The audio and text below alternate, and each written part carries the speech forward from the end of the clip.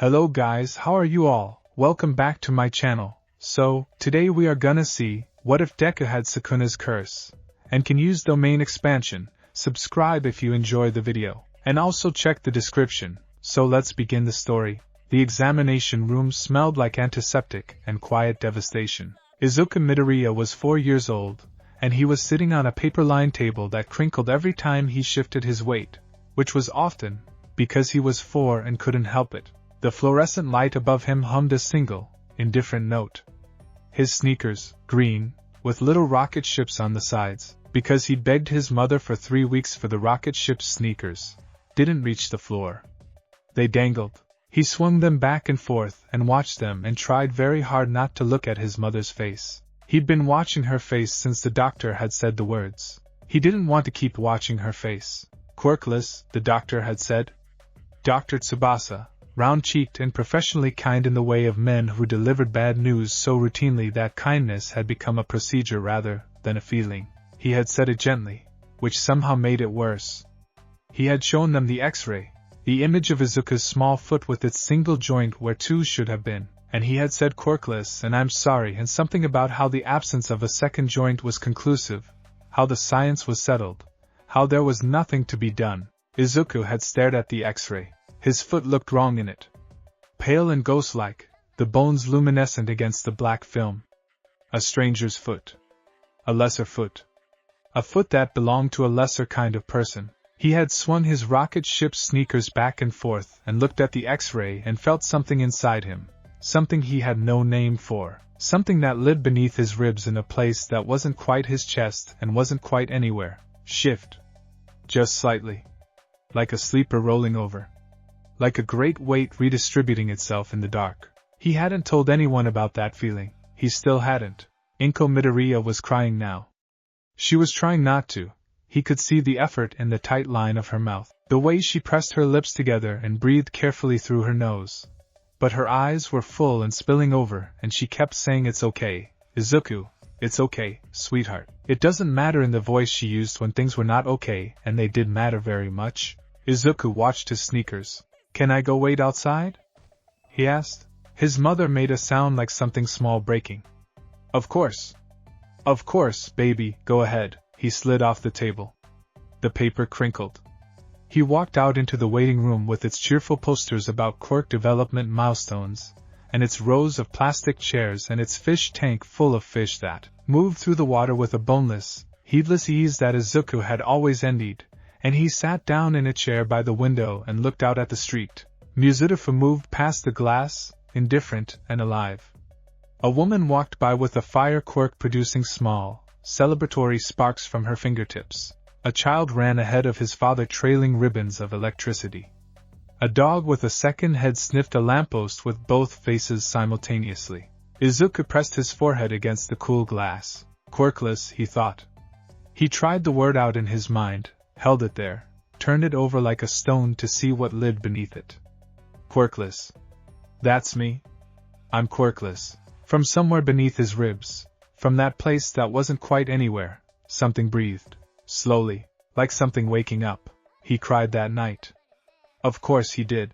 He waited until his mother thought he was asleep, waited until he heard her moving through the apartment with the specific quiet of a woman trying not to be heard breaking down, until the sounds of her crying had diminished and her bedroom door had clicked shut. And then Izuku Midoriya pulled his all-might blanket over his head and wept into his pillow with the absolute conviction of a child who has just learned that the world is a door that does not open from his side. He wanted to be a hero. He had wanted it so long that the wanting had become structural, load-bearing, a part of the architecture of him.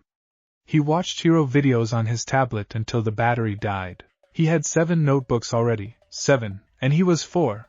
Filled with shaky handwriting and crayon diagrams analyzing the form of heroes he'd seen on television. He knew All Might's fighting style the way other children knew nursery rhymes. He breathed it. He dreamed it. He was going to be a hero. Except, whispered the word in the dark, you can't.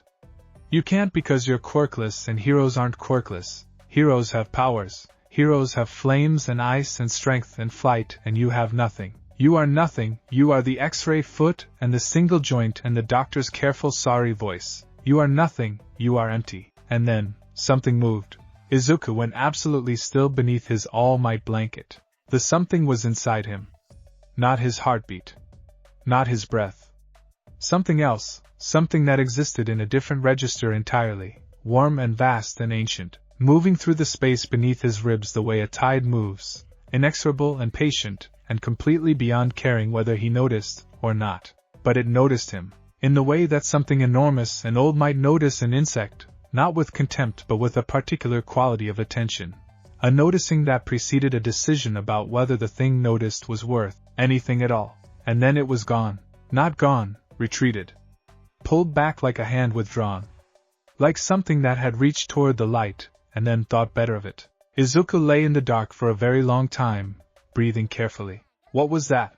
Nothing answered. Eventually he slept.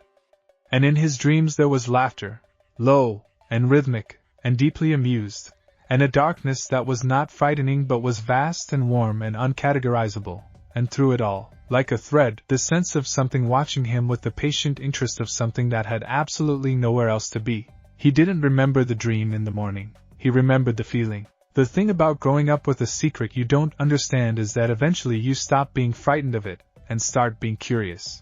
By the time Izuku Midoriya was 9 years old, he had filled 14 notebooks with hero analysis, 3 notebooks with something else entirely, and he had learned to recognize the specific quality of warmth beneath his ribs the way a sailor learns to read the sea, not through study, but through years of quiet attention. The third set of notebooks was hidden under his mattress, behind his collection of all-might trading cards, wrapped in a brown paper bag that he told himself contained nothing important if anyone ever asked, which they wouldn't.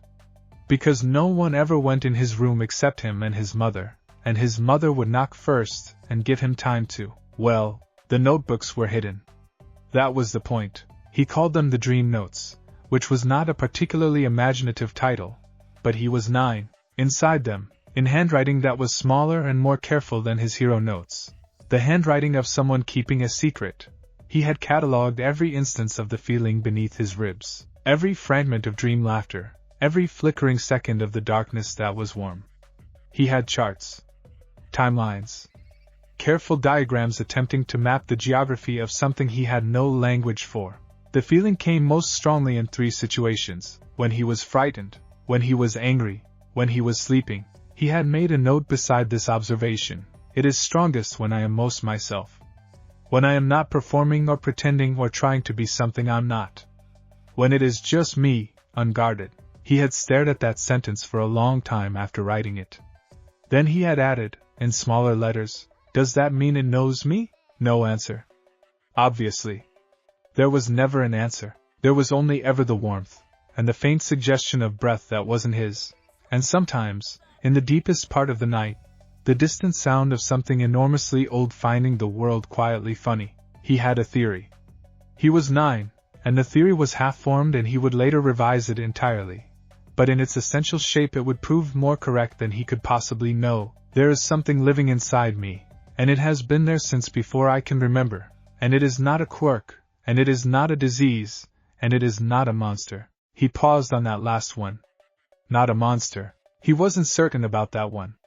He wrote a question mark next to it. Then he closed the notebook and went downstairs for dinner, where his mother had made katsudon, and he ate 2 bowls and laughed at the variety show they watched together, and didn't think about the dream notes, for the rest of the evening. He was good at that, at setting things down, at living in the ordinary parts of his life with his whole chest. His mother had given him that, he thought, the capacity to love the small things fully even when the large things were frightening. He was going to need it. The Aldera Junior High School courtyard was a sociological experiment in the exact mechanics of cruelty, and Katsuki Bakugo was its primary researcher. This was not, historically, a new observation. Bakugo had been running experiments in cruelty since they were 4 years old, since the exact moment the power had arrived in his palms like a birthright, like the universe handing him a document that read you are exceptional, and he had taken that document and used it to build a kingdom whose borders were defined entirely by everyone else's smallness. Izuku had been a subject of the experiment for as long as there had been one. He didn't hate Bakugo. This was the thing that confused people who witnessed their dynamic. The few people who witnessed it, because most witnesses looked away quickly, which was its own kind of statement. They expected hatred, or fear, or both. What they didn't expect was the complicated truth, that Izuku still remembered a version of Katsuki Bakugo who had been his friend, who had been four and gap-toothed and had held his hand when they ran, and that the loss of that person was something Izuku grieved in the spaces between the cruelty. The way you might grieve a town that burned down around a cathedral still standing, he grieved it. He kept moving. Today was an unremarkable day at Aldera, which meant that it was the specific kind of unremarkable that is actually quite remarkable in its relentlessness. Izuku had been called Deku 7 times before lunch. His hero notebook had been knocked from his hands on the stairwell. Someone had written something in marker on the inside of his shoe locker that he hadn't read and didn't plan to. He was, by any objective measure, fine. He ate lunch alone on the far side of the courtyard, beside the chain-link fence, half hidden by a hedge that no one else seemed to have noticed. He ate his bento. His mother had drawn a small all-might face on the rice today, grinning up at him with the wholesome optimism of someone who had not spent the morning getting called Deku, and he read a hero analysis article on his phone and felt, tentatively, okay. The thing beneath his ribs was quiet. Resting. It was usually quieter during lunch. He had written this down. He had theorized that it might be, he didn't have the word dormant yet, but he was reaching for something like it, resting more deeply when he was calm. Like its activity was linked to his emotional state. Like it breathed with him, in some fundamental way he didn't yet understand. Hey, Deku. He didn't look up immediately. He had learned not to. Looking up immediately was an invitation, a signal that the words had landed. He waited 2 beats, finished the sentence he was reading, and then looked up. Bakugo was standing at the edge of the hedge, 3 of his followers arranged behind him in the loose, practiced way of a court. He had grown over the summer, they both had. But Bakugo's growth felt different, felt intentional, felt like the universe was continuing to hand him documents he didn't deserve. He was looking at Izuku with the specific expression that lived between contempt and boredom, the expression that had become so familiar over the years that Izuku sometimes saw it when he closed his eyes. What are you reading? Bakugo asked. His voice was casual. That was never a good sign. Hero analysis, Izuku said. Why? It wasn't really a question. It was a statement constructed in the shape of a question. Why? Meaning you have no reason to, you are quirkless, you are nothing. The studying is a fantasy you should have given up years ago. Izuku had become fluent in the grammar of Bakugo's cruelty. Because I want to, Izuku said. Bakugo's eyes narrowed by a fraction. Something moved in them, some old calculation running again, some reevaluation of the same problem he'd apparently been running on Izuku for years without arriving at a satisfying solution.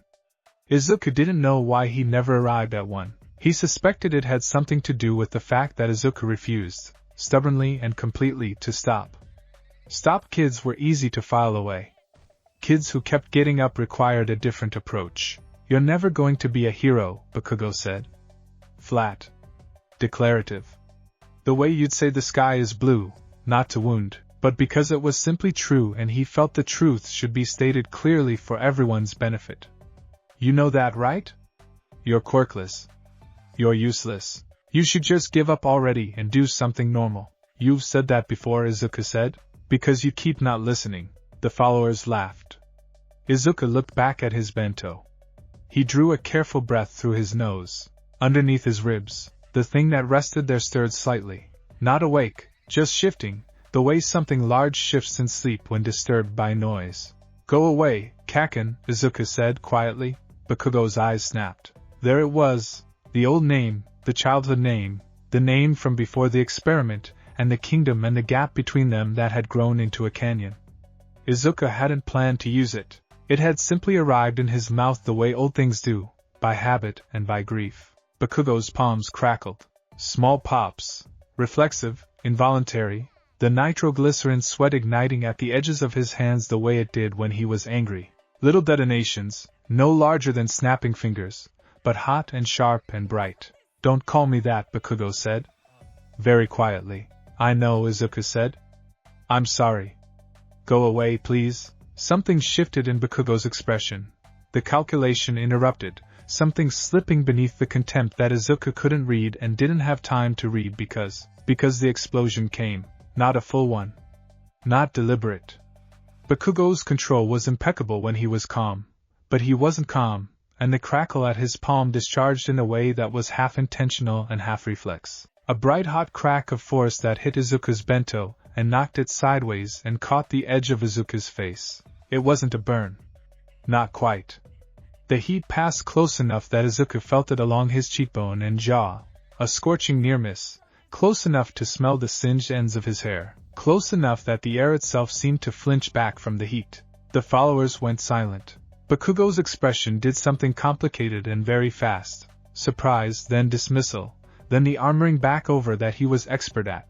But there was a half second in the middle that Izuku caught, because he had been watching Bakugo's face for his entire life. A half second of something genuine. But that was not what stopped the moment. What stopped the moment was the shadow, Izuku's shadow, cast by the afternoon sun across the pale concrete of the courtyard, stretched. Just for a second. Just at the edges. It reached past its natural geometry, grew longer and darker and wrong, spreading toward Bakugo's feet with the purposeful wrongness of a living thing. And at Izuku's fingertips, his right hand clutching the fence behind him, knuckles white, something crackled. Not electricity. Not heat. Something the color of a bruise, black and red and terrible, coiling between his fingers like smoke that had forgotten what fire looked like. 1 second. Less than 1 second. Gone. The shadow returned to normal. The crackle vanished. The air went back to being air. Izuku blinked. Bakugo was staring at his hand. At the space where Izuku's hand had been. Where something that was not a quirk and not any registered ability, and not anything in any hero database had existed for less than a heartbeat. The followers were very quiet. Bakugo looked up at Izuku's face. Izuku looked back at him. He didn't know what expression he was wearing. He didn't know what Bakugo saw. But whatever it was, it produced the thing that Izuku had never once. In all the years of the experiment, all the years of Deku and useless and give up already, never once produced before. Silence. Bakugo turned and walked away. His followers went with him, quickly, in the way of people who have decided not to comment on something they witnessed. Izuku sat with the fence at his back and his overturned bento in the grass, and his singed hair, and his perfectly normal shadow, and looked at his right hand. His fingers were shaking. From somewhere beneath his ribs, the thing that lived there was fully, completely awake. And it wasn't laughing. It was watching. That night, he opened the brown paper bag and took out the 3 hidden notebooks and laid them on his bed and sat cross-legged in front of them for a long time. Then he opened the newest one, found a blank page, and wrote, "Today I nearly got burned. Kaken's quirk discharged near my face." It was close. And then, he stopped. He tapped his pen against the page, and then something happened. I don't know what to call it. My shadow moved wrong. There was something at my hand that was not my quirk because I don't have a quirk. It was dark. It was dark the way that deep water is dark, not because there is no light but because the light cannot reach what is at the bottom of it. It lasted less than a second. Kaken saw it. He didn't say anything. I think he's frightened. I have never seen Kaken frightened before. He paused again. The warmth beneath his ribs was different tonight. Not just present but attentive. Leaning toward his thoughts the way you lean toward a sound you're not sure you heard correctly. I think, he wrote slowly, that it came out because I was scared. And angry. And I was protecting myself, or trying to, or something was trying to protect me, or, he set the pen down. He said very quietly, to the empty room, "What are you?" Nothing answered. Of course nothing answered. He was 9 years old alone in his bedroom and he was talking to the air. This was not a situation that produced answers. He picked the pen back up. I've been having dreams since I was 4. I've been writing them down. I've been trying to understand what they mean. And I keep coming back to the same conclusion that I keep refusing to write down because writing it down makes it real. He breathed. There is something inside me that is not a quirk and not a disease and not a product of my imagination. It is alive. It is old. It is paying attention. And today, when I was scared, it reached out. I don't know if it was protecting me or if it just woke up. I don't know if there's a difference, but I know this. Whatever it is, it has been with me my whole life. And I have never once felt it try to hurt me. Which means either it is not dangerous or it is dangerous, and has chosen not to be. He looked at those two options for a long time. I think I'm going to choose to believe it's the second one. I think I'm going to choose to believe it has chosen not to be dangerous. To me anyway. He closed the notebook. From beneath his ribs, slow and steady and warm, the thing that lived there breathed. Let's take a moment here. Let's stop the movement of the story, the forward tumble of events, and look at the boy. Really look at him. He was 10 when he started Notebook 8. Notebook 8 was different from the others, the hero analysis ones, the dream notes.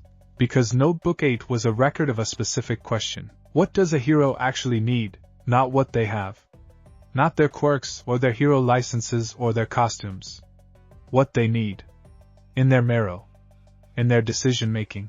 In the moment when everything is falling and someone has to not fall with it. He had pages on courage, not the absence of fear, but the presence of something stronger than fear. He had pages on strategy, pages on the specific mechanics of protecting multiple people simultaneously when you only have 2 hands and finite strength. Pages on how to read a situation when the situation does not want to be read. He wrote, in the margins of page 47, Todoroki Shoto, recent news coverage, 2 quirks in 1 body. Fire from father's side, ice from mother's side. Reports describe significant psychological distress. The power is real but the person carrying it is. He had crossed out 3 different endings before settling on. Is still becoming someone who can carry it. He read that sentence back. He put it in a circle. He stared at the circle. He wrote underneath it, in very small letters, is that what's happening to me? He didn't circle that one. He was 11 when his mother found Notebook 3, not the dream notes, just a regular hero analysis one, and cried with a kind of fierce, helpless pride that made Izuku feel 2 things simultaneously, an overwhelming love for her, and a complex guilt about the notebooks under his mattress. About the parts of himself he'd been keeping from her. Not because he thought she'd be frightened, because he thought she'd be frightened on his behalf, which was different and worse. He was 11 3/4 when he decided, sitting on the roof of their apartment building watching the city lights come on like a slowly assembled galaxy, that whatever was inside him was his. It had always been his. It had been there before anything else, before the quirkless diagnosis, before the notebooks, before Bakugo's first use of the word Deku. And it would be there after all of it. He didn't know what it was. He didn't know what it meant. He didn't know if it was something to be afraid of or something to be grateful for or something entirely outside the category of either. But it was his. And he was going to be a hero. Both things were true. He was going to hold them both. The day everything changed smelled like sewer water and methane. Izuku was walking home from school, from another long corridor of Deku and useless, and the low-grade ambient misery that Aldera Junior High produced like a byproduct. When the manhole exploded, he had exactly half a second to register the shape erupting from the grate before it was on him. Massive, liquid, mottled green and brown, a body of sludge and adhesive matter with eyes like filth water and a voice that came from everywhere at once. The perfect camouflage, it gurgled. A small body, easier to hide in, yes, this will do perfectly. And then it was in his mouth, forcing itself between his lips and teeth with the hideous intimacy of something that has decided you are not a person but a vessel, that has decided the thing that makes you is simply an inconvenience to be displaced. He couldn't breathe. He was aware of this very clearly. The sludge was filling his throat and his lungs, blocking air with cheerful efficiency, and he was on his knees on the sidewalk and the city was moving past him with its usual indifference, and he was going to suffocate in a Tuesday afternoon in Muzurifu and no one was going to see, he fought. Uselessly, desperately, his hands scratching at the sludge thing's edges, finding no purchase, no edge, no something to grip, just the yielding nightmare give of matter that should not be alive but was. He was very frightened. He had not been this frightened since he was 4 years old on that examination table. And from beneath his ribs, from the place that was not quite anywhere, something woke up. Not slowly this time, instantly. The warmth hit him like a wave breaking inward, flowing through his veins from his core to his extremities. And the alley, because he'd been dragged around a corner, into the shadow between 2 buildings, the alley went dark, not from lack of light.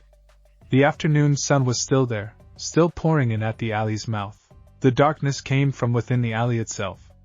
From the shadows at the walls and the ground, shadows that should have been thin and angular and obedient, but were instead pooling, thickening, rising, like dark water finding its level, like something beneath the visible world pressing upward through the floor.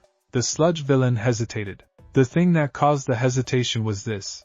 The boy it had been in the process of overtaking, the small, scrawny, completely powerless boy, had stopped struggling, had gone still, was kneeling in the alley with his eyes wide open and something behind those eyes that the villain's rudimentary instincts could not categorize but could emphatically not like. Izuku didn't know what he looked like in that moment. He only knew what he felt, the warmth, coursing and ancient, and beneath it, beneath even that, the specific quality of attention he had known since childhood. The thing looking through him outward, not taking over, not displacing him, but present. Fully, finally, undeniably present. Interesting, said the voice, not aloud. Not in his ears.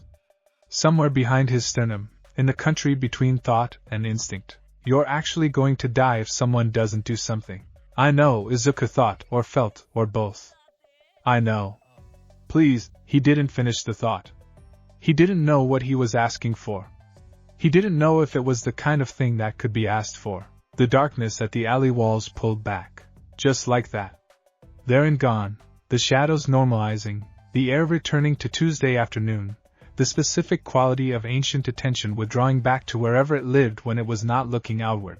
The sludge villain, confused by the interruption, resumed its work. Izuku resumed struggling, and then, from the mouth of the alley, with the force of a localized hurricane and the voice of a man whose body contained more muscle than seemed physically reasonable, "Fear not, for I am here." All Might arrived. He clung to All Might's leg on the way up. He hadn't planned to. He had been in the middle of a practical reckoning. Okay, the sludge villain has been defeated. All Might is going to capture it in a bottle and go. This is a Tuesday and I am quirkless and nothing magical is going to happen today except that it almost did. Something almost. And then his hands had simply grabbed the hero's leg without consulting his brain about it. And they were rising, and the city was falling away below him. And All Might was saying things like dangerous, and could have died, and shouldn't have grabbed on, and Izuku heard all of it, and none of it because something had happened in that alley. He needed to understand what had happened in that alley before anything else could be real to him. He was so focused on this internal accounting that he almost missed All Might staggering. Almost missed the cough. Almost missed the thing that was impossible and then happened anyway. All Might deflating. The mass and the gold and the sunrise of the man collapsing inward to reveal something gaunt and scarred and enormously tired. You weren't supposed to see that, All Might said wryly. Izuku stared. He couldn't finish the sentence. The sentence was impossible. You're Yagi Tashinori, All Might said. The name dropped into the moment with strange lightness, as though he'd been carrying it separately from himself for a very long time and was briefly putting it down, in my diminished form. Yes. It's not pretty. And no, you can't tell anyone.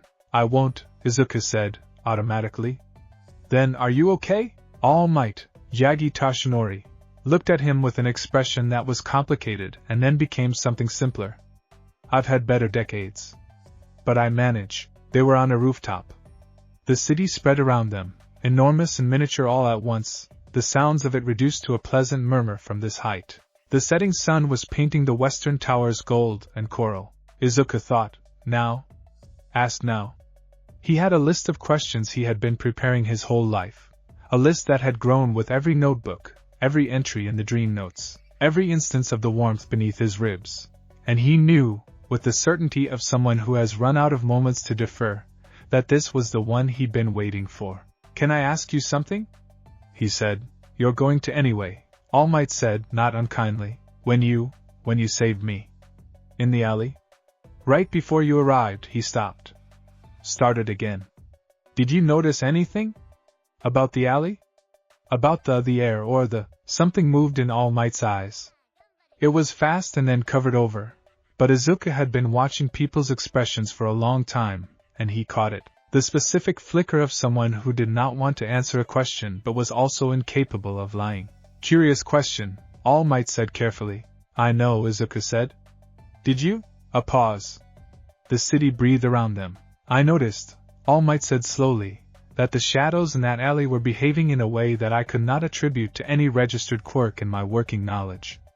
And I have a very large working knowledge, Izuku nodded. He felt strangely calm. That was me, he said. Silence. You're quirkless, All Might said. Yes, Izuku agreed. Whatever that was, it's not a quirk. It's something else. It's been something else my whole life. I don't know what it is. He paused. I've been trying to figure it out since I was 4. I have 3 notebooks. All Might was looking at him with an expression Izuku had never seen on a human face before. Or perhaps had never had directed at him before, which was different. It was the expression of someone recalibrating. Completely. In real time. Midoriya, he said, and then stopped. That is your name.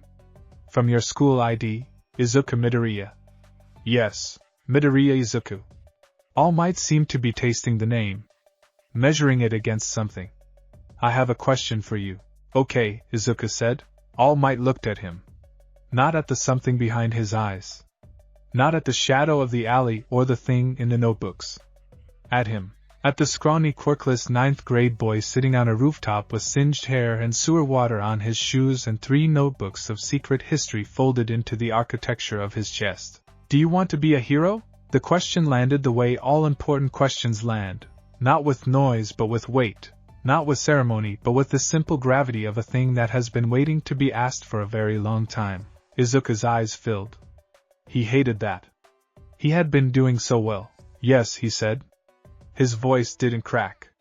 He was proud of that. Yes. I want to be a hero more than anything in the world. I know I'm quirkless. I know it's not. His voice did crack then, slightly, on the word possible. He pushed through it. I know what people say about it. I know what the odds are. But I want, he stopped. From beneath his ribs, warm and steady and completely awake, something listened. I want to stand in front of someone who's scared, Izuku said, and make them feel like they don't have to be. That's all. That's everything. All Might's expression, Jagi Tashinori's expression, gaunt and scarred and tired as it was, did something he could not have predicted. It opened. Like a room with the lights on.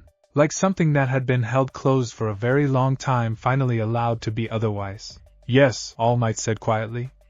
Of course you do. He raised one enormous hand. The hand was the same, he noted.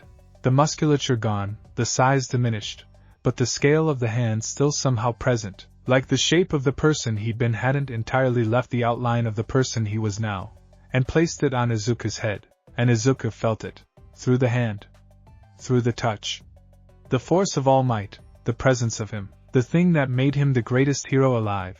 It radiated the way warmth radiates from something that has been in the sun a very long time. But that was not what Izuku noticed. What Izuku noticed was the other thing. The thing beneath his ribs didn't stir when All Might touched him. It didn't reach back or respond. It simply became, very briefly, cold, not in a frightening way. In the way that metal is cold when you hold it in your hands on a winter day. Present and real and possessing a temperature that is simply different from yours. 2 different temperatures. 2 different kinds of warmth. And for just a moment, for the fraction of a second that contained the whole history of what was to come, Izuku felt both of them simultaneously. All Might notice too. He saw it in the man's eyes, the flicker again, faster this time. The recalibrating. All Might said nothing. He removed his hand gently. He would make his decision tonight. He was already making it now, in this half-second of data collection and intuition, and the specific recklessness of a man who had always made his most important choices with his whole heart and sorted out the consequences later. He would give the boy one for all. He would do it because the boy deserved it. Because the wanting in him was the real thing, the load-bearing thing, the essential thing. And yes, there was this too, which he would not examine too closely tonight. He needed to know what happened when the greatest force for heroism ever distilled into a human body touched whatever ancient darkness had chosen this particular quirkless boy to sleep inside. He needed to know if it would change things. He needed to know if it would change him. Izuku walked home. He walked through Mizurufu in the long amber light of the evening, his shoes still damp from sewer water, his heart running fast and even, his mind filled with the size of the conversation on the rooftop, and the impossible shape of the future that had just pivoted around him like a door swinging open. He was going to be a hero. All Might had said, not those words exactly, but those words, and every word he'd chosen carefully, and every word he'd left unsaid in the space between. He had said, You are going to be a hero. Izuku kept walking, past the convenience store with its fluorescent bleed onto the sidewalk. Past the park where he and Kaken had played when they were small, before everything became what it became. Past the window of the music school on the ground floor of their apartment building. Past the smell of someone cooking something with ginger and garlic. Past the potted chrysanthemums his mother insisted on keeping outside their front door. He climbed the stairs. He let himself in. Izuku? His mother's voice from the kitchen. Dinner's ready. Were you at the library? You smell like. I'll explain later, he called. I'm going to shower first. He went to his room. He sat on his bed. He looked at the mattress, at the slight irregularity along one edge that was the brown paper bag and its 3 hidden notebooks. He thought about the alley, about the darkness, about the cold metal quality of the thing beneath his ribs when All Might's hand had touched his head. He thought about the voice, the laughter in his dreams since he was 4, always low, always distant, always with the quality of someone watching a story they already know. The way it had spoken in the alley, not aloud but there, distinct and ancient, and in some indefinable way familiar. He thought about All Might's eyes. He thought about the 2 temperatures. He said, very quietly, to his room and to himself and to the something that breathed under his ribs, I'm going to do it. I'm going to become a hero. And whatever you are, he paused. Reconsidered. Whatever we are, we're going to figure it out. Together. Or not together. However this works. Silence. Then, from somewhere beneath his sternum, warm and ancient and deeply, profoundly awake, laughter. Low. Rhythmic. The sound of something enormous finding a small, honest moment genuinely funny. It faded slowly, like an echo deciding to be quiet. Izuku sat in the echo of it for a moment. Then he stood up, gathered his shower things, and went to get ready for dinner. All Might sat in his apartment, in the low light, with his hands on the table in front of him. The bottle containing the sludge villain was filed away. Tomorrow he would take it to the police. Tonight he was sitting very still, which was unusual for him, because he was a man who had spent most of his life in motion. He was thinking about a boy on a rooftop. He was thinking about the moment his hand had touched the boy's head, the genuine, uncalculated warmth of the gesture, a hand on a brave kid's head, and the thing he had felt underneath it, coming up through the boy's skull and spine and the air around him. He had felt cursed energy before. Once. Decades ago, in a consultation he'd been asked to provide to a small and deeply unusual organization that most hero society politely declined to acknowledge. He had felt the specific weight of it, the quality that distinguished it from quirk energy the way salt water is distinguished from fresh. Same medium, entirely different thing. What he had felt through the boy's head tonight was not cursed energy the way he'd encountered it before. This was something older. Something more concentrated. Something that had been sleeping for a very long time and had been woken, gradually, by years of life lived in a quirkless body with a ferocious heart and 3 hidden notebooks. Something that had, in the alley today, reached toward the surface for the first time and then pulled back. Not because it couldn't. Because it chose to. All Might sat with his hands on the table and looked at his own palms. He was going to give one for all to a boy who was already carrying something he couldn't name. He had made his choice. He breathed.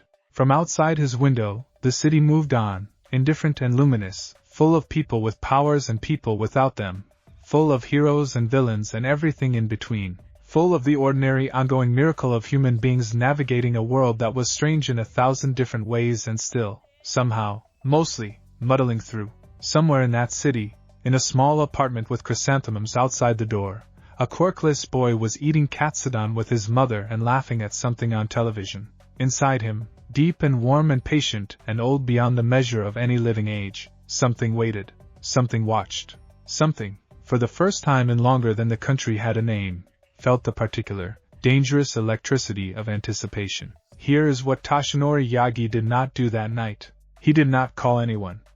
He did not consult the Hero Public Safety Commission, or his former master's remaining colleagues. Or the small and quietly terrifying woman named Recovery Girl who had mended his body more times than either of them cared to count.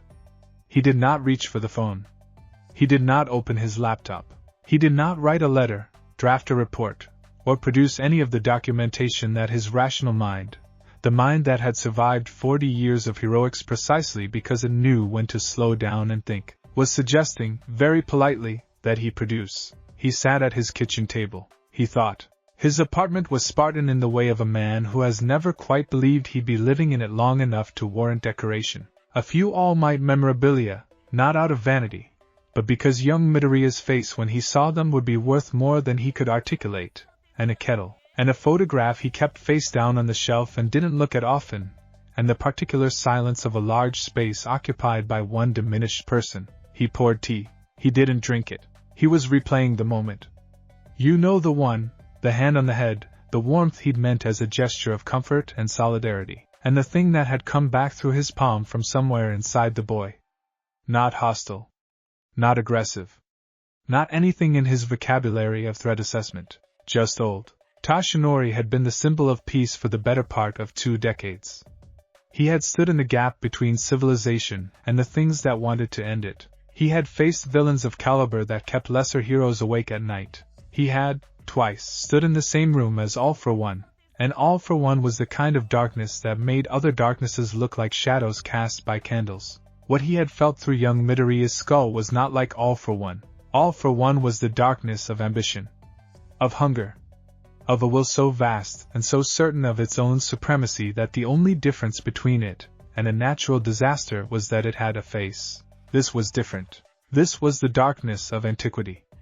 Of something that existed before the categories of good and evil had been invented and had never bothered to update its filing system to accommodate them. It was dark the way the deep ocean is dark, not because of the absence of light but because light was simply not relevant to what existed down there, and it had been living inside a quirkless child for his entire life. Toshinori drank his cold tea in one go and made a decision. He was going to give Izuku Midoriya one for all. He was going to do it because the boy deserved it.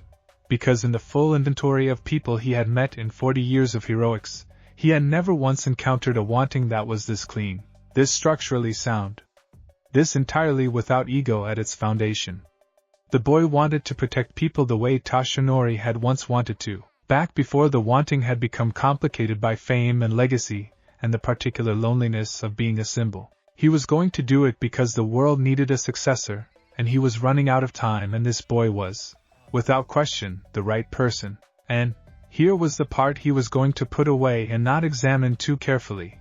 He was going to do it because somewhere between the rooftop and this kitchen table, a thought had arrived that he couldn't make leave. What happens when the greatest force for heroism ever concentrated into a human body shares a vessel with something that old? He didn't know. He was going to find out. He stood up, washed his cup, and went to bed. Let's talk about the beach. Dagoba Municipal Beach Park had become, over the years, a monument to the specific entropy of a society that generates too much and discards too easily. What had once been a stretch of clean sand and honest sea had accumulated, in layers, the physical sediment of careless living, refrigerators, car parts, televisions, tires, shipping containers, and about 40,000 smaller objects that defied easy categorization. It had been declared an eyesore, then a safety hazard, then simply a fact. One of those things a city acknowledges and then learns to navigate around. The way you learn to navigate around a wound that won't quite heal. This was Izuku's gym. Toshinori had surveyed it the first morning and experienced something between admiration and mild horror at his own planning. You're going to clear this beach, he had told Izuku. All of it. In 10 months. By the time UA's entrance exams arrive, this sand will be clean. And you will be ready. Izuku had looked at the beach, at the geological strata of human discardment, and nodded. Not with the hollow enthusiasm of someone who doesn't understand what they've agreed to. With the quiet, full-eyed nod of someone who absolutely understands and has decided to do it anyway. That nod, Toshinori thought later, was the moment he knew he'd made the right choice. The first month was humbling. Izuku arrived at 5:30 each morning. Toshinori knew this because he arrived at 5:45, initially, and found the boy already there, sweating, hauling something improbable toward the collection point. He adjusted his arrival to 5:15. The boy was already there. He gave up trying to beat him. They didn't talk much those first weeks. The work didn't invite talk, it invited effort, the specific variety that uses up every available unit of attention and leaves nothing for conversation. Toshinori watched, occasionally offered guidance on form and efficiency, and thought. He thought about what he had felt through the boy's skull. He thought about it every morning while Izuku hauled impossible weights with a grim, joyful determination that should not have coexisted but somehow did. He thought about the quality of the warmth he'd felt, ancient, patient, watching, and tried to map it against everything he'd ever encountered. He had called in a favor, quietly, carefully, from a woman he trusted with his life and very little else. She was not a hero. She was a researcher, the particular kind who worked on the uncomfortable borders where quirk theory dissolves and something older and stranger begins. She had a name that Toshinori would not record anywhere, because some names were better kept in memory where they couldn't be subpoenaed. She had said, over a secure line, her voice precise and careful, "Toshinori, I need you to describe exactly what you felt. Every quality of it. Don't interpret, just describe." He had described it. There was a very long silence on the other end. Then, "Where is this boy?" "That," Toshinori had said, "is something I'm going to keep to myself for now." "What can you tell me about what I felt?" Another silence. This one had texture, the texture of a very careful person choosing their words with the precision of a surgeon choosing an instrument. "Theoretically," she had said. "Theoretically.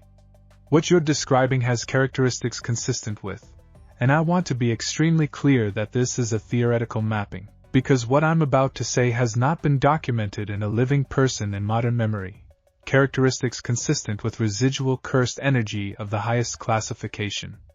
Not generated by the subject, residing in the subject.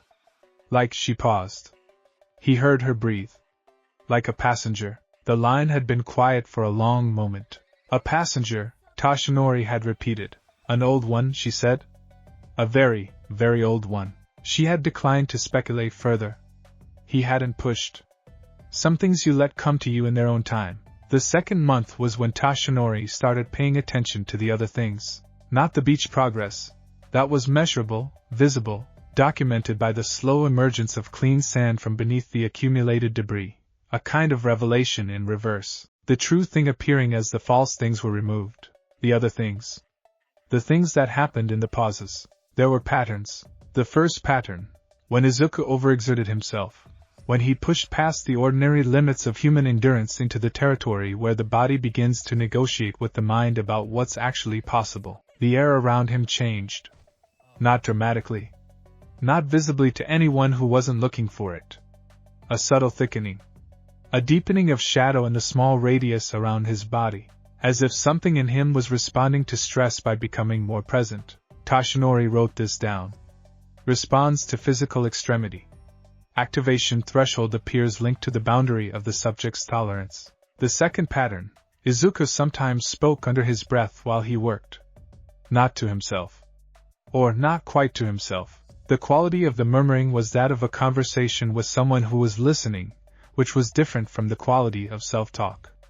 The rhythm was wrong for a monologue. There were pauses. Conversation, Toshinori wrote. Then he put a question mark. Then he crossed out the question mark and put it back. The third pattern was the one that stayed with him longest. One morning, day 47, exactly, because Toshinori had started keeping careful count of things, Izuku was hauling a car door that weighed 3 times what he should have been able to manage. He was at the end of his endurance. His legs were shaking. His form was completely correct. 3 weeks of coaching had given him an almost eerie precision in his movement mechanics. But the weight was simply too much. He was going to drop it. Toshinori could see it happening a second before it happened. The specific geometry of impending failure, the physics of a body reaching its conclusion, and he moved forward to help. He stopped. Because Izuku didn't drop it. Not because he found some reserve of human strength. Toshinori would have recognized that, had seen it in 100 heroes, knew exactly what it looked like. This was different. For exactly 2 seconds, the weight seemed to matter less. Izuku's grip steadied. His shaking legs found the ground. The shadow beneath him deepened by a shade. He made it to the collection point. He let the car door fall with a tremendous clang and stood bent over his own knees, gasping, and then straightened and looked at Tashinori. "My left arm," he said between breaths. Did you see my left arm? Just now? What happened to it?" Tashinori asked carefully. Izuku looked at his left forearm. He turned it over. It felt different. Heavier. Like it belonged to someone bigger. He paused. It only lasted a second. And then it was mine again. Tashinori filed this away in the part of his mind he was calling, privately, the file I'm not going to give a name to yet. "Get some water," he said. 5 minutes. On day 63 it rained. Not the polite drizzle of a city morning, but the kind of rain that arrives with actual conviction. The rain of a sky that has been planning this for weeks and is finally committed. The beach became a study in gray and wet and the smell of salt and old iron. Tashinori had brought an umbrella. Izuku had forgotten one. They stood under the umbrella together, which was funny, because Tashinori in his diminished form was still taller than most people, but Izuku was small enough that it worked, just barely, if they stood close, and watched the rain make a new geography on the sand. "Can I ask you something?" Izuku said. Tashinori had been waiting for this. Not this question, exactly. He hadn't known what shape it would take when it arrived. But he'd known it was coming. The boy was too observant not to have noticed, too honest with himself not to eventually bring it outside. "You've been watching me," Izuku said. "Since the beginning. I mean, I know you're training me. That's the watching. But there's other watching too. Different watching. Like you're taking notes." Tashinori said nothing. "I don't mind," Izuku said quickly, as if this needed clarifying. I want to know what you're seeing. Because I've been watching too. And I've been keeping notes, since I was 4. And I feel like if we're both watching the same thing, we might understand it better if we compared notes." The rain came down. A wave broke at the far edge of the beach with a sound like a decision being made. Tashinori said, "What do you think you are?" He hadn't meant to ask it that way. "What do you think you are?" Which could land wrong, which could sound like accusation or diminishment. But Izuku didn't flinch. He turned the question over the way he turned everything over, seriously, respectfully, with his whole attention. "I think," Izuku said slowly, "that there's something inside me that is very old and very powerful and has been there my whole life. And I think it's not trying to hurt me.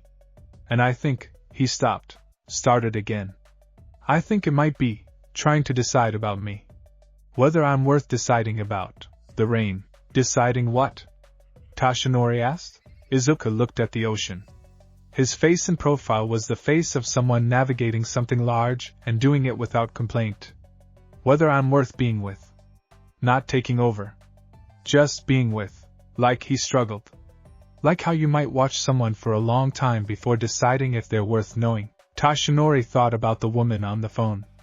A passenger. An old one. "And what have you concluded," he said carefully, "about whether you want it there?" Izuku was quiet for a long time. "I grew up with it," he finally said. "It's always been there. And it's a pause that had something tender in it. It's the only thing in my life that's always felt absolutely certain that I was worth watching. Even when I was 4. Even before I had any reason to be interesting." He glanced up at Tashinori. "Is that strange?" "Yes," Tashinori said honestly. "But not in a bad way." Izuku nodded. "Like this confirms something." He went back to looking at the ocean. "What's one for all?" he asked. The question arrived with no transition, no building, just landed in the middle of the moment with the clean directness of someone who has been thinking about it for months and decided that the rain was a good time. Tashinori considered a number of responses. He chose the honest one. Something old too. Older than it seems. A power built by accumulation. By every person who has carried it, adding to what the next person receives. It's not just strength. He paused. It's legacy made physical. Will condensed. Izuku was quiet for a moment. "And you're going to give it to me?" "Yes. And when it goes inside me?" "I don't know," Tashinori said before the question finished. "I genuinely don't know what happens when something built on accumulated human will encounters." He gestured, slightly helplessly, with his free hand. "Whatever is already in there." Izuku looked at him. "But you're doing it anyway," Izuku said. Yes. Because? Toshinori turned to look at him. Properly. The way he looked at him on the rooftop, not at the shadow of the alley or the warmth beneath his ribs or the mystery of what lived in his chest, but at him, at the soaked, determined, and possibly earnest boy standing in the rain next to an umbrella that was barely doing its job. Because you're the right person, Toshinori said. And I've been doing this long enough to know what that looks like when I see it. The rain continued. Izuku's eyes filled up with the specific fullness of someone who has been told the true thing they really needed to hear. He managed not to cry, which Toshinori respected. Okay, Izuku said. Just that. Okay. Month 4 was when things started to get interesting. The beach was half cleared, a fact that still occasionally amazed Toshinori when he arrived in the early morning and saw the clean stretch of sand expanding week by week, revealed like something ancient under excavation. Izuku had become, quietly and without making a production of it, physically remarkable. Not hero grade. Not yet, but the architecture of transformation was there. In the shoulders, in the steadiness of the core, in the way he moved with a new economy and intention. But that was the body. The other changes were harder to categorize. Toshinori had begun designing training scenarios that pushed Izuku to his absolute limits, not to break him, but to observe what happened at the edges. Because at the edges, the other thing showed up. Day 97, Izuku was running a weighted sprint circuit, pack loaded to twice his comfortable maximum. By the 5th rep, he was failing, and on the transition to the 6th, in the gap between falling and catching himself, there were 3 seconds where his shadow ran longer than the sun's angle explained, and the air around his heels had a quality to it that Toshinori's eyes kept trying to categorize and couldn't. Day 112, Toshinori simulated a rescue scenario, weighted dummy at the far end of the beach, time limit obstacles. Izuku moved with beautiful efficiency, the months of training evident in every decision. But when a collapsed section of debris pinned the dummy and Izuku needed more leverage than his body currently possessed, he got it. Specifically from his left arm. For 4 seconds, his left arm performed at a level approximately 3 times beyond his current physical development. 4 seconds. Then it normalized. Izuku, afterwards breathing hard, examining his left arm with the habitual attention of someone checking a complicated piece of equipment. It happened again. I know, Toshinori said. It's not one for all yet. I haven't. That's not in me yet. I know. So that's? Yes, Toshinori said. They looked at each other. A whole conversation in 2 letters. Day 140 brought the incident that Toshinori was going to think about for the rest of his life. It was early morning. The particular early morning that exists just before the world decides to be awake. The hour that belongs to insomnia and ambition. They were on the beach. Izuku was in the middle of a technique drill Toshinori had devised for core strength and balance, moving through a sequence of positions with the careful, repeating precision of someone who has internalized a thing until it becomes instinct. He was doing it perfectly, too perfectly, actually. With a quality that had appeared in the last few weeks and continued to unsettle Toshinori in ways he was still working to articulate. A tactical precision that exceeded what Izuku's analytical mind alone should have been producing. Not wrong. Not worrying, exactly. Just more, like his movement calculations were incorporating variables that Toshinori hadn't taught him. And then the gull landed. A seagull, improbably, landed 2 meters to Izuku's left mid-drill and stood there with the magnificent indifference of a creature that has not been informed it is interrupting anything important. Izuku paused, looked at it. The gull looked back, and then the gull turned and walked away with great purpose, and then, in the 3 seconds immediately following the gull's departure, every other bird in the immediate vicinity of the beach left too. Simultaneously, every gull, every crow perched on the debris pile at the far end, a cluster of pigeons that had been conducting business near the seawall. All of them. Gone. A mass departure with no apparent cause. Toshinori went very still. Izuku turned and looked at him. His expression was carefully neutral in the way of someone managing an expression. That happens sometimes, Izuku said. What does? Toshinori said, for the record, though he knew. Animals. Izuku turned back to his drill position. Adjusted his stance. Sometimes they leave. If I've been, he searched for the word. If it's been active. Close to the surface. Animals can tell. Toshinori thought about the cursed energy theory. About how animals, cats specifically, historically, but other species too, had been documented responding to concentrations of it. Fleeing from sources, avoiding the spaces where it was strongest. Does it happen often? He asked. More than it used to, Izuku said. He glanced at his left hand. Since I started training, I think it's waking up more. Getting used to being used? He paused. I don't know if that's good or bad. Toshinori thought about it for a long moment. It's information, he said. For now, it's just information. Izuku nodded. He went back to his drill. The beach was very quiet without the birds. Day 178. The beach was nearly clear. The sand was clean for 3/4 of its length, a ribbon of reclaimed shore that caught the morning light and threw it back gold and honest. The remaining debris was concentrated at the north end, denser, older, more intractable, the final argument of years of accumulated waste. Izuku had been here since before dawn. He was exhausted in a way that had gone past the body and into something deeper. The specific exhaustion of someone who has been operating at maximum for so long that they've forgotten what it feels like not to. His hands were bleeding in 2 places from a sharp edge on a piece of metal he miscalculated on in the dark. He was soaked through from a wave that had come in higher than expected. He was in the best shape of his life. He was hauling a refrigerator, ancient, enormous, the kind of object that raises the question of how did this even get here before you finished looking at it, and he was at the edge, right at the edge of what he could do.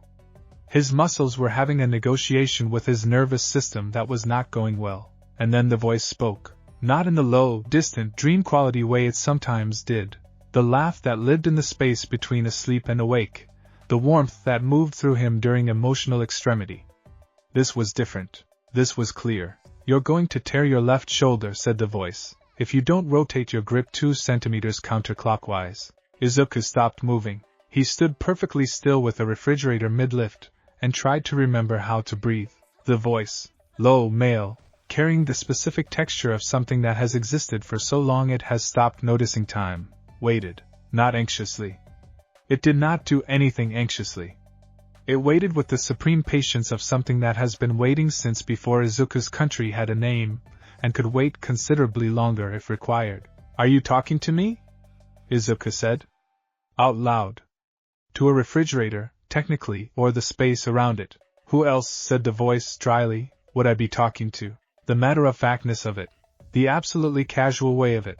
Like this was a conversation they'd been having for years rather than the first time language had actually crossed the border between them. That was what undid him. Not fear. Not all. Just the sheer ordinariness of the voice's tone, as though speaking aloud was a minor formality it had been putting off addressing until it became genuinely necessary. Counterclockwise, Izuku managed. 2 centimeters, the voice confirmed. You're also listing left, which is going to become a recurring form problem if you don't correct it now rather than later. Izuku adjusted his grip. 2 centimeters, counterclockwise. He straightened his lean. He lifted the refrigerator. It moved like it weighed less than it had 30 seconds ago. Same refrigerator.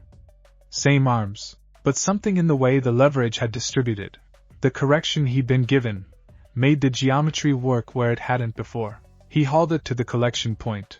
He set it down. He stood in the early morning light with clean sand under his feet and blood on his hands and his chest heaving and said, to the air and to the thing that lived in the air beneath his ribs. Why now? Why did you talk to me now? A pause. A long one. The kind of pause that has thought in it. You were about to hurt yourself, the voice said. Still casual. Still carrying that quality of total unhurriedness. That would have been inconvenient. Inconvenient, Izuku repeated. I prefer my vessels undamaged. Izuku sat down heavily on the clean sand. His legs had decided the conversation was more important than remaining upright. Vessel, he said. The word had weight in his mouth, not a comfortable weight, but an honest one. Would you prefer a different word? I don't know. I don't know what word is right. I don't know what you are. He looked at his hands. I've been trying to figure that out since I was 4 years old. I have 3 notebooks. Something moved through the warmth beneath his ribs. Not laughter, exactly, but the precursor to laughter. The shape of it. I know, the voice said. I've read them. Izuku looked up at the sky. The sun was fully up now, the gold of early morning shifting to the honest blue of mid-morning. Somewhere behind him, Toshinori was going to arrive in. He checked his phone. 11 minutes. What are you? Izuku asked. Quietly. The question he had been asking for 9 years. The pause this time was not the pause of calculation. It was the pause of something deciding how much truth was useful. Old, said the voice. I know that. Powerful. I know that too. Something that has been many places and learned many things and is now. Here. In you. Which was not planned. Another pause. You were quirkless. Empty. The kind of empty that can hold something that would destroy any other vessel. Izuku's hands had stopped shaking. He was very still. Are you going to destroy me? He asked. A longer pause than any of the others. No, said the voice. Flat. Unambiguous. I've had a great many hosts. I know what it looks like when I'm going to destroy one. Something in the quality of the warmth shifted, very slightly, in a direction Izuku didn't have a word for. You are not that, Izuku breathed. What am I then? He said. Silence. Interesting, the voice said finally. And there, at last, at the edges of that single word, was the thing Izuku had been hearing in his dreams since he was 4. Faint but unmistakable, the laughter. Day 291. 10 months after they had begun, Izuku Midoriya stood at the top of the beach access stairs and looked down at clean sand. All of it. End to end. 360 meters of reclaimed shoreline, the debris gone, the layers of human carelessness removed to reveal the thing that had always been beneath. Honest, gray-gold sand and the edge of a sea that moved the same way it had moved before the garbage, and would move the same way long after everyone involved in this moment was gone. He had done this. He had done it in 10 months. Hauling and carrying and dragging and occasionally crying and getting up before dawn and going to sleep with his hands in shapes around invisible weights. And he had done this impossible thing, and it was done. He heard footsteps behind him on the stairs. Toshinori arrived at his shoulder. He looked at the beach. He was quiet for a moment. Then, in the large, inhabited silence of a man who does not say things lightly, "Well done, my boy." Izuku's throat closed. He had known those words were coming, had spent months secretly anticipating them with the careful longing of someone who wants something very much, and refuses to assume they'll get it. And now they were here, said exactly that way, my boy, with the specific warmth of genuine pride rather than professional approval, and they were everything he needed them to be and also somehow more. He managed not to cry for approximately 4 seconds. Thank you, he said, when he had himself back. 4. He couldn't finish the sentence because the sentence was too long. For believing me. For choosing me. For watching without judging. For the umbrella in the rain. For still choosing me when you felt what lives inside me. Thank you, he said. Toshinori looked at him with the expression that Izuku had come to understand was his actual face. Not the symbol of peace face. Not the public-facing radiance, but the face of Yagi Toshinori, scarred and tired and fond in a way that had nothing performative in it. Are you ready? Toshinori asked. Izuku looked at the beach. At what he'd built from 10 months and clean effort and the quiet collaboration of 2 things inside him. His own will and the ancient warmth that had, over the last 4 months, offered him 23 tactical corrections, 7 philosophical observations, and 1 extremely blunt commentary on his combat instincts that he was still processing. Yes, he said. He reached up and took the hair offered to him with the solemnity it deserved, with the full understanding that this was not just a biological transfer but a covenant, a trust, a lineage being extended to include him, and swallowed it. For a moment, nothing, and then, both of them, awake simultaneously, one for all ignited like a sun swallowing a star, brilliant, enormous, the feeling of every person who had ever carried it suddenly present in the space behind his sternum. Generations of will and strength and sacrifice arriving at once in a rush that should have been too much, and from beneath his ribs, the other thing came up to meet it, not to fight, not to consume, just to see. The 2 currents ran through him in opposite directions and then, in the space of a single heartbeat, recognized something in each other. Not friendship. Not alliance. Something older than either of those words. The recognition of two forces that have existed long enough to understand that they are operating on the same plane of reality, and will have to learn to share it. The warmth, the lightning, and in the space between them, in Izuku Midoriya's body on the top of the beach stairs on the morning that the sand was finally clean, something entirely new. Tashinori watched Izuku's face during this. He saw it all. The ignition of one for all, unmistakable, he'd seen it in a mirror twice before, and the other thing, the quality he'd been watching for 10 months, rising to the surface and then stabilizing. And then, in Izuku's expression, something that was not pain and not exactly joy but was the face of a person encountering an immensity and discovering, to their own surprise, that they can hold it. He's holding it, Tashinori thought. Both of them, he exhaled. From somewhere deep, somewhere behind the practiced public composure of a man who had been the world's greatest hero for 20 years, something that might have been relief moved through him, followed, immediately, by the one thought he had been refusing to have since the rooftop. God help us if this goes wrong. That night, in the apartment with its sparse furniture and its face-down photograph and its kettle, Tashinori opened a journal he'd been keeping since day 1 and wrote, Day 291.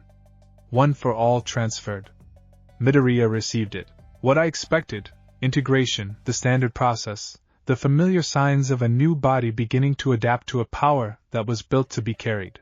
What I observed, integration, yes. And also, recognition.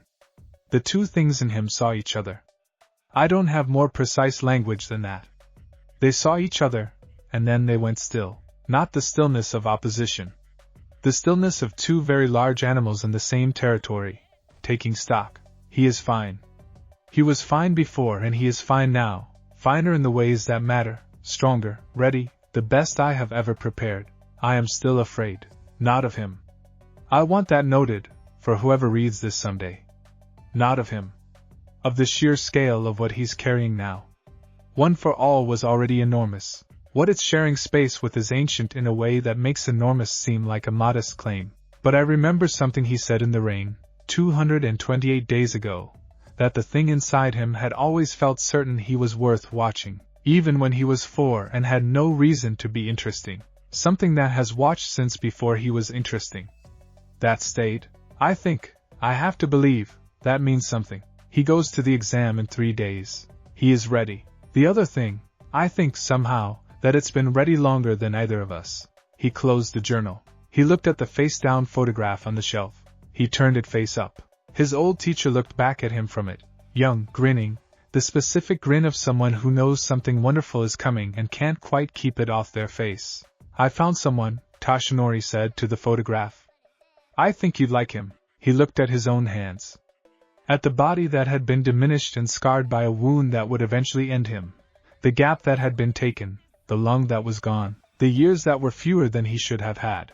He thought about the boy who had done 10 months of impossible work without ever asking to be acknowledged for it. He thought about what he had felt through the boy's head on a rooftop, the warmth that moved beneath the ordinary warmth of a child, ancient and patient and waiting. He thought about the morning on the clean beach. The lightning. The warmth. The recognition. He stood up. He turned the kettle on.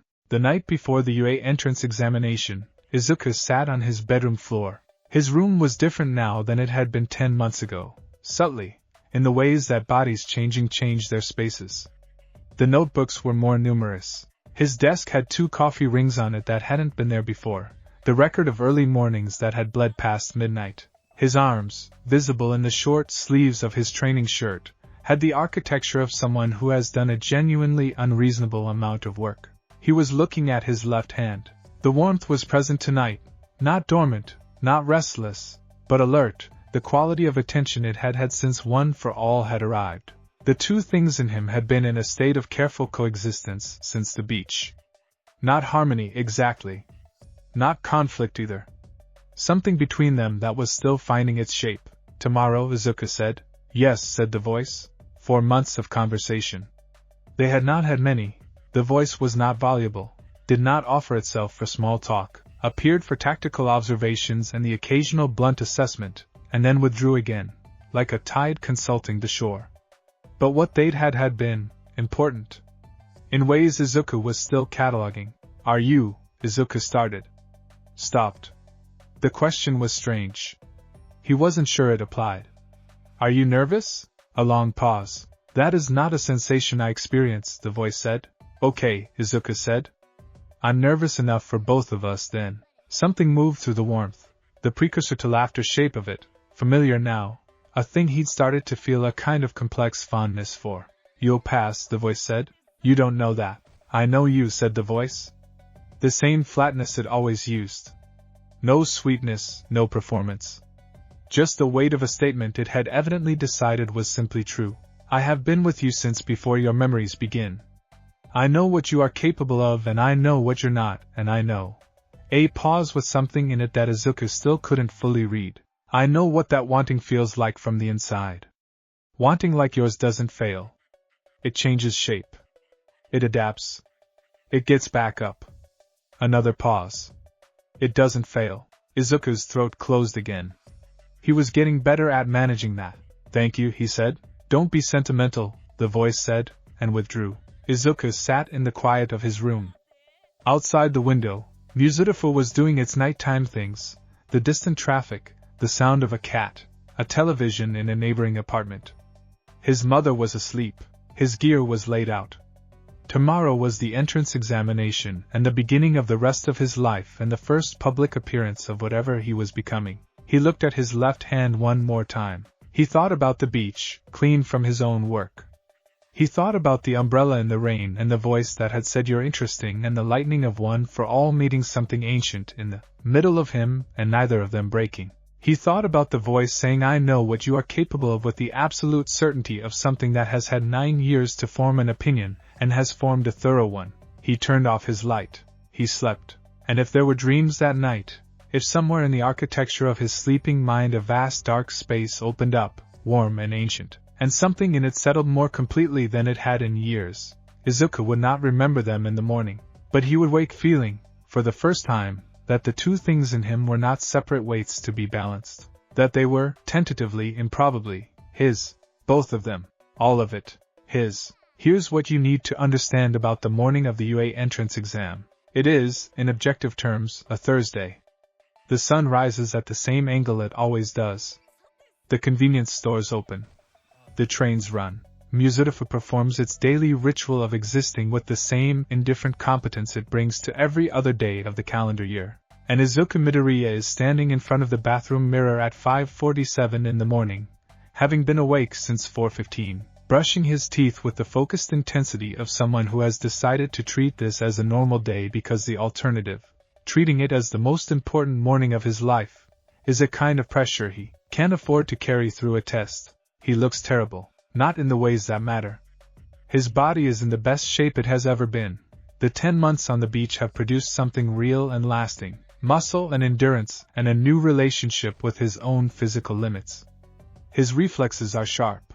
His strategic mind, always his most developed instrument, has been honed by months of Toshinori's increasingly elaborate scenario drills. He looks terrible in the ways that don't matter. The shadows under his eyes from 4 hours of sleep, the hair that has refused to cooperate in any of the 17 ways he's attempted this morning, the general aspect of a person whose body is attempting to process more adrenaline than it was designed to handle before 6 a.m. He spits, rinses, looks himself in the eye. His reflection looks back.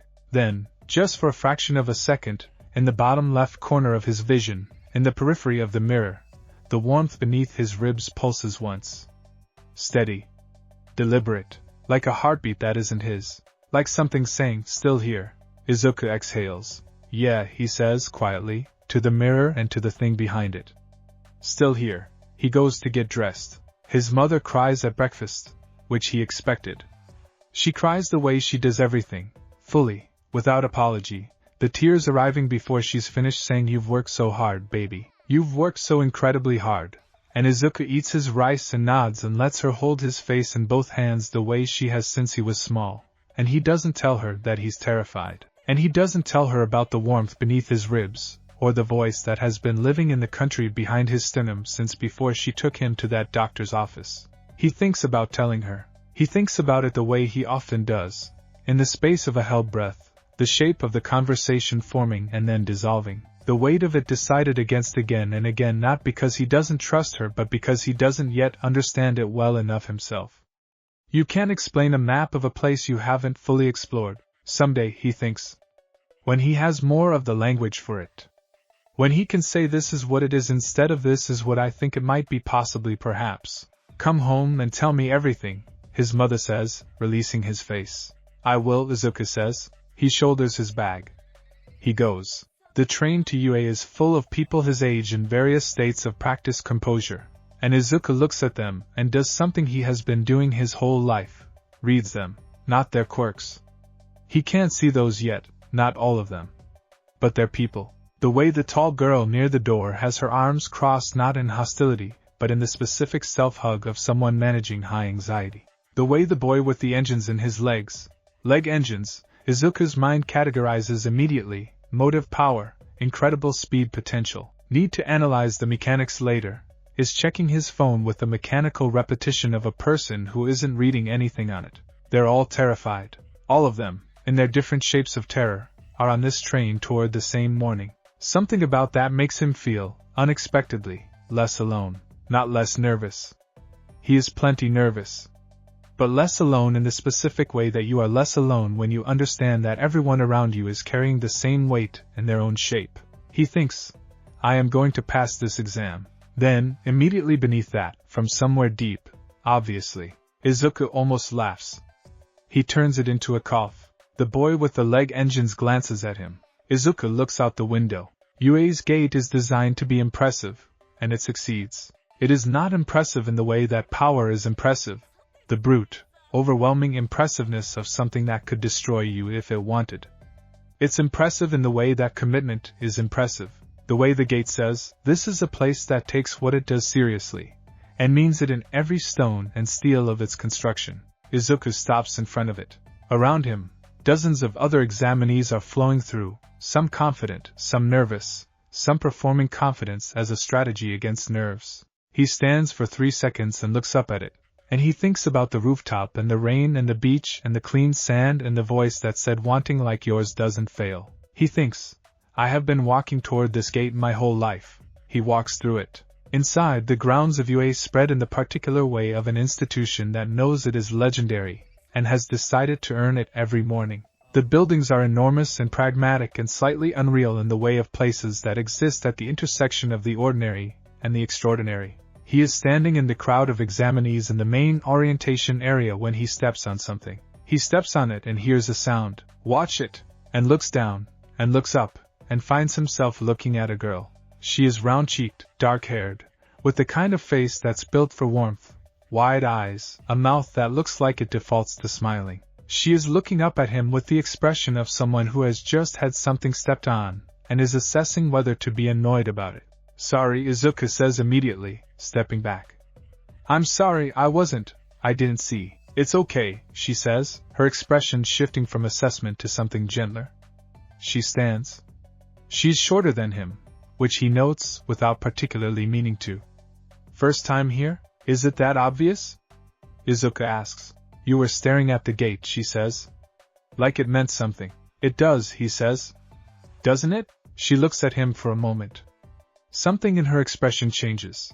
A small recalibration, the same way it happens on Toshinori's face when he says something unexpected. Then she smiles. Properly. Yeah, she says. It does. I'm Uraraka Achiko, Midoriya Izuku. You want to be a hero? She asks. More than anything, he says, and means every syllable. She nods. That apparently satisfies some criterion. Me too. Good luck, Midoriya-kun. You too, Uraraka-san. She goes. He watches her go. He thinks, that is a person who is going to be in my life for a long time. He doesn't know where the certainty comes from. He files it. From beneath his ribs, nothing. Just the steady, quiet pulse of the warmth. Present. Unhurried. Aware. Present. Mike explains the exam. Izuku knows the format. He has written 11 pages of analysis on the UA entrance exam, cross-referenced scoring methodology, studied the robot types, mapped theoretical approaches for a quirkless combatant before the existence of one for all, changed his variables, But he listens with his full attention anyway, because the gap between knowing a thing and knowing a thing as it is actually being explained to you in the room where you're about to do it is a gap that has swallowed unprepared people since the concept of preparation was invented. Villains. Points. Time limit. For robot types. 1 unscored type. He stops on that last one. The voice stops with him. Interesting, it says, in the way it says things that it has already finished calculating. I know, Izuku thinks back. The unscored type exists to collapse the exam's physical space, forcing candidates into scenarios they didn't plan for. It's a test within a test. I know, Izuku thinks again. Then, do you think I'll have to fight it? A pause that has the quality of something finding a question amusing. I think, the voice says, that you will be incapable of not fighting it when the time comes. This is a documented limitation of your personality. Izuku's mouth twitches. Someone in the row ahead of him turns and says something loud and declarative about strategy. It's not a normal test, it's about points, and working with other people is a waste of time. And half the room shifts away from him with the particular social choreography of people not wanting to be associated with someone being loud and obnoxious in a room where everyone is trying to manage their own anxiety. Izuku looks at this person and thinks, he's going to be extraordinary. He's going to be a nightmare about it. He's going to be in my life in the same way Uraraka is going to be in my life, except with significantly more property damage. He files this too. The bus to Battle Center B moves through the UA campus with the solemn efficiency of a vehicle that knows where it's taking people and respects the weight of it. Izuku uses the ride to think. One for all is there. Has been there since the beach, since the recognition between the two things inside him. A new current running alongside the old one. He can feel it the way you feel something held in your hand. Present, available, waiting for the decision to use it. 10 months of training have given him a functional understanding of the relationship between the power and his body, the equation between force output and structural damage, the careful calculation of how much that has become his primary strategic problem. Too much, and he destroys his own bones. Tashinori has been very clear on this, but here is the new variable. Here is the thing that has been developing over these last few months. Since the voice began speaking, since the two things in him settled into their uneasy, fascinating coexistence, his left side is different. Not all the time. Not controllably. But there are moments, the drift into physical extremity, the moments at the beach where the warmth came close to the surface. When his left arm, his left hand, performs with a quality that is not one for all. It's something else. It is the old warmth, made practical. Made physical. A strength that doesn't announce itself with lightning and doesn't cost him bone. A strength that arrives quietly, in a different register entirely, like a second voice in a harmony that shouldn't be possible but is. He doesn't know how to activate it deliberately. He doesn't know if it can be activated deliberately. He knows it's there. He looks at his left hand. Can you? He starts. Not yet, the voice says. You don't have the control. When you need it, I'll decide. Izuku wants to argue with this. He doesn't, because the bus stops. The gates to Battle Center B open. The exam begins, and here's what strikes him first, the scale of it. He knew, theoretically, analytically, from 11 pages of preparation, that the exam centers were large. He did not know, in the way you don't know anything until you are standing inside it, that large would feel like this. Like a small city. Like the set of a disaster film. Streets and buildings and alleyways, compressed and arranged and deliberately designed to produce exactly the kind of unpredictable scenario that separates the candidates who have trained from the candidates who have trained for this. Around him, everyone spreads. Izuku moves. He is not flashy about it. This is a choice. He has thought carefully about this choice, because the alternative, using one for all at full capacity, the lightning and the shockwave and the full expression of what he's been given, would work, certainly, but would also result in his arms being non-functional before the exam is half over. So he calculates. He uses 10%. 10% of one for all is, in objective terms, a great deal. It turns a punch into something that can remove a 3-ton robot's head cleanly. It turns a kick into a statement. It compresses a 2-point robot into something that will require significant forensic effort to identify. He moves through the first 20 minutes with a kind of quiet, focused violence that is not heroic in the classic sense, not flashy, not announced, but is extremely effective. He gets to 22 points and notices something. The other examinees have started giving him space. Not avoiding him, nothing that explicit. But in the unconscious geometry of people navigating a shared space, a radius has opened up around him. Examinees are redirecting toward other robots, other streets. Taking routes that don't pass too close to where he is. He stops. He thinks about this. He thinks, is it one for all? Is it the way I move? Is it something else? From beneath his ribs, the warmth is present in the steady, attending way it's been since the exam started. Not close to the surface. Not the way it gets when he's at his limit, just there, the way it is always there. But there is something else. Something in the air at the edges of his radius, something that exists in the negative space of the exam zone around him, a quality, a texture, that Izuku cannot see and cannot name, and can only infer from the behavior of the people around him. They don't know what they're responding to. He can see that clearly. These are not kids making a strategic choice to avoid him. These are kids whose instincts have noticed something and routed them away from it without consulting their conscious minds. Animals know, he remembers. He looks at his left hand. He moves on. 34 points by the time the ground begins to shake. He knows what it is before he sees it. The sound tells him first. A deep, rhythmic concussion, the footsteps of something that weighs more than a building should. Then the visual. The 0-pointer rising from somewhere in the back half of Battle Center B. Its head clearing the roof lines of the prop structures the way a terrible sunrise clears a horizon. 0 points. Designed to be avoided. Every examinee in visible range understands this simultaneously.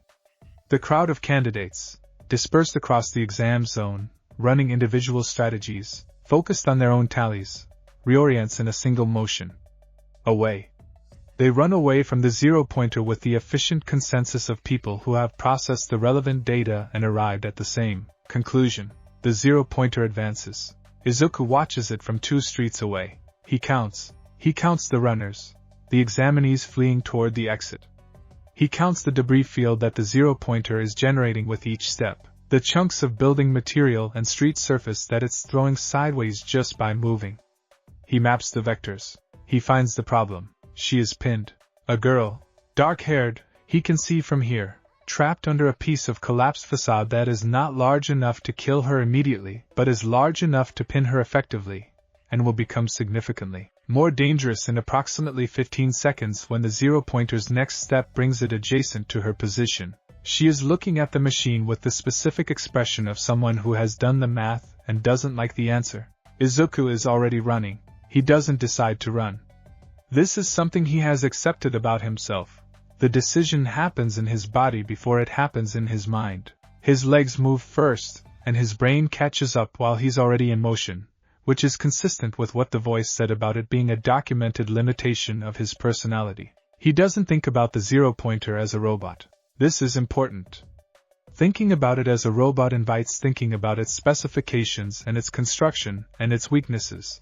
And there isn't time for that. He thinks about it as a problem with a solution that requires a specific amount of force delivered at a specific angle in a very small window of time.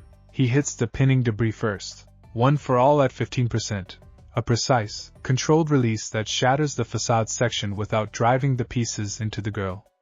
The calculation is tight. It works. He's at her side in the same motion, a hand down, get up now, move. She scrambles. She's okay. She's moving. He turns. The 0-pointer is right there. It's enormous in the way that abstract numbers aren't until you're standing inside them. 400 meters of articulated metal and grinding machinery. Its sensor array sweeping the exam zone with the implacable thoroughness of something that was designed to find you and does not care about anything else. It sees him. Of course it sees him. He's the only candidate who ran toward it. Izuku looks up at it. It looks down at him. This is one of those moments where the universe seems to be doing something theatrical. The tiny boy and the enormous machine, arranged for maximum dramatic effect by the specific choreography of terrible circumstances. He hears the voice. Not now exactly. More precisely, he feels the warmth surge, not the slow, tidal movement of its usual presence, but the sudden full presence of something that has been calibrating its moment, and has decided this is it. Your right arm for the launch, the voice says. Your left arm for the impact. I don't know what that, you will. 1 for all ignites. Not 10%. Not 15.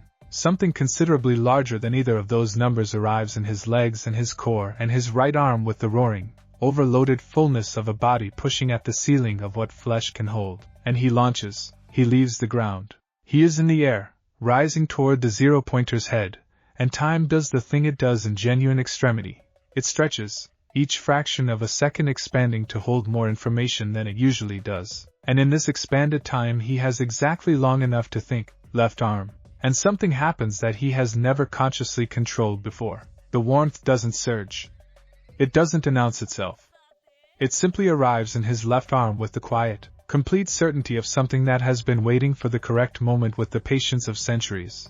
And his left arm feels the way it felt on day 97 on the beach, heavier, more intentional, as if it belongs to something larger, and when the punch lands, the 0-pointer doesn't break, it unravels. This is the word. It is the only word that fits what happens. 1 for all punches through the head of the machine the way a hammer goes through drywall. But the left arm, the thing in the left arm, does something different. The metal panels at the impact site peel back from some central point, edges curling and separating with a deliberateness that has nothing to do with blunt force. Like something cut through the spaces between the atoms of the steel.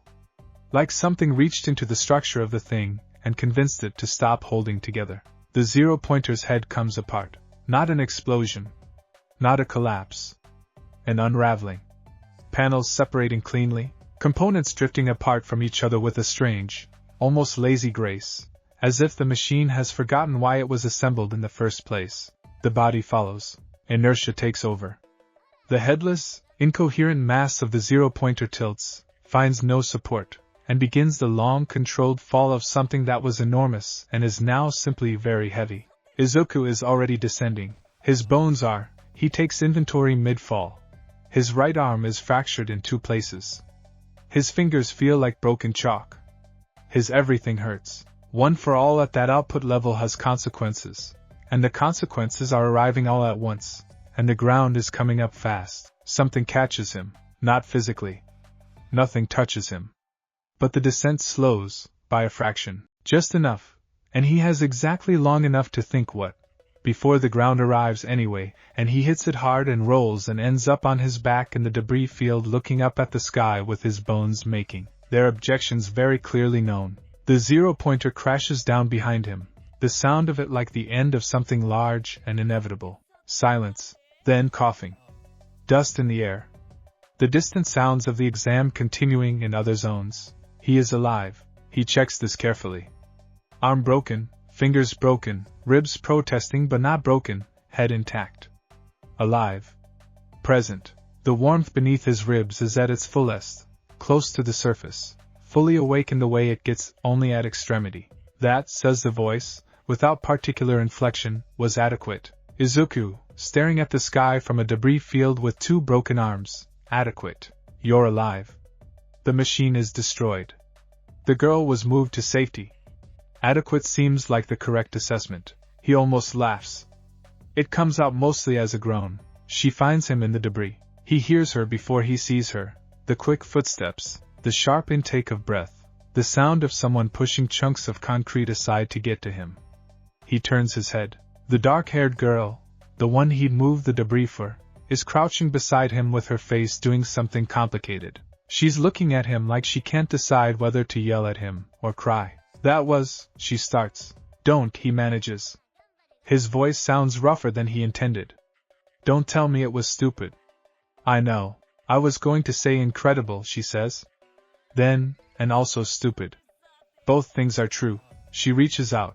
Both hands, fingers spread, the posture of someone about to use a quirk, and says sorry a fraction of a second before she touches his arm. The weightlessness hits immediately.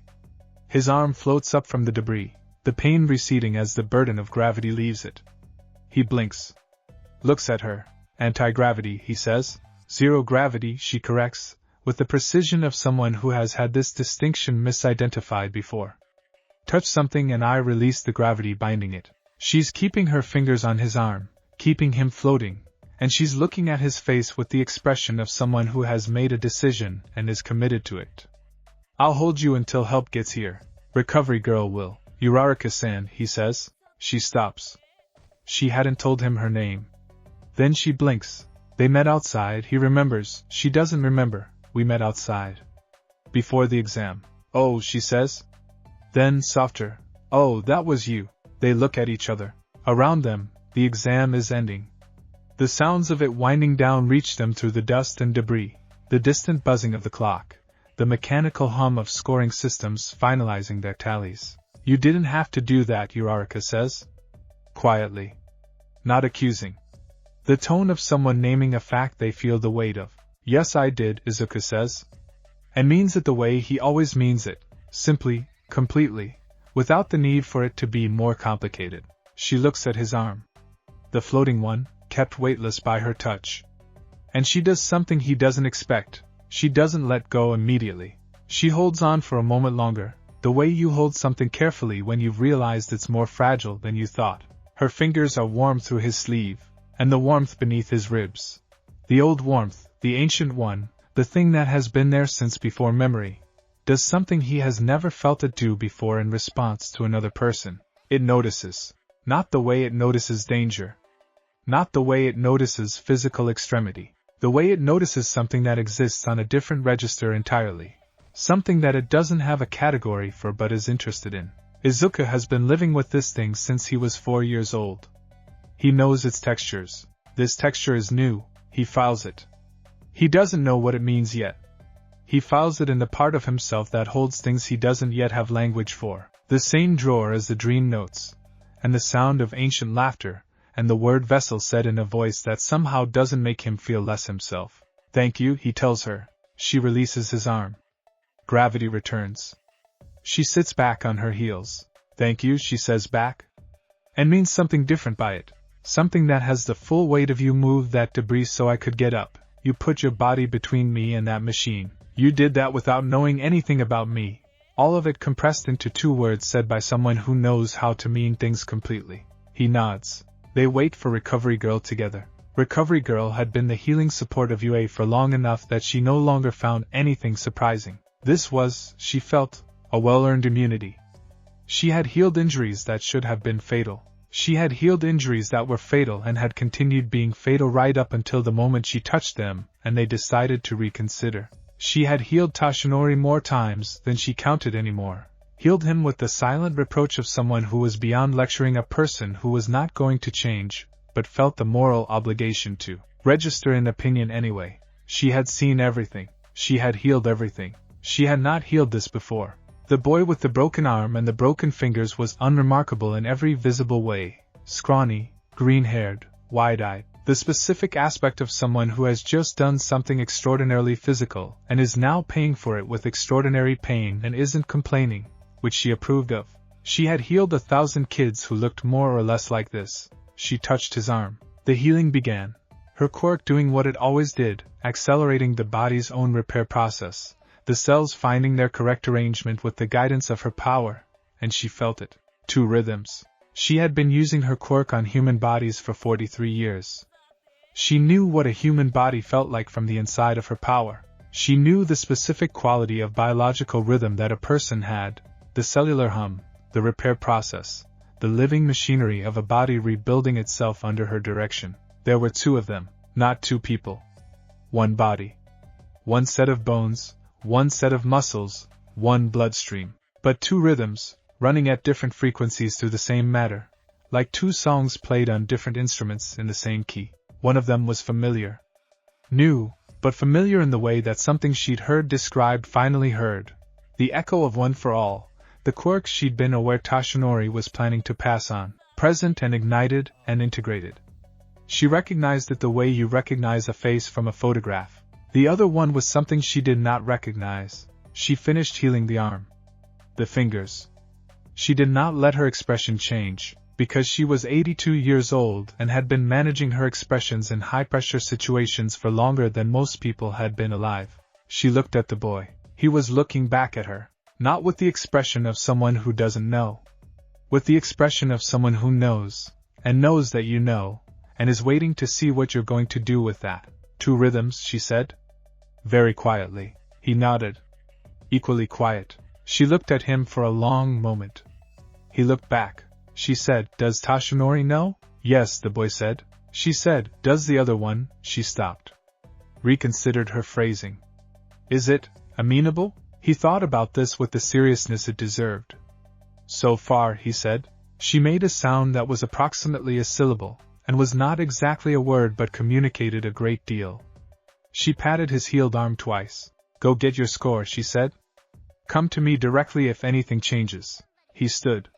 He bowed, properly and genuinely. He went. She watched him go with her hands folded in front of her and her expression giving nothing away to anyone watching, and she thought about the two rhythms, and she thought about Tashinori's choices, and she thought about 43 years of seeing everything and the specific quality of encountering the first thing in a long time that she didn't have a drawer for. She pulled out her phone. She called Tashinori. He picked up on the second ring. "I healed your boy," she said, without preamble. "He has two biological rhythms." Silence on the line. "I know," Tashinori said.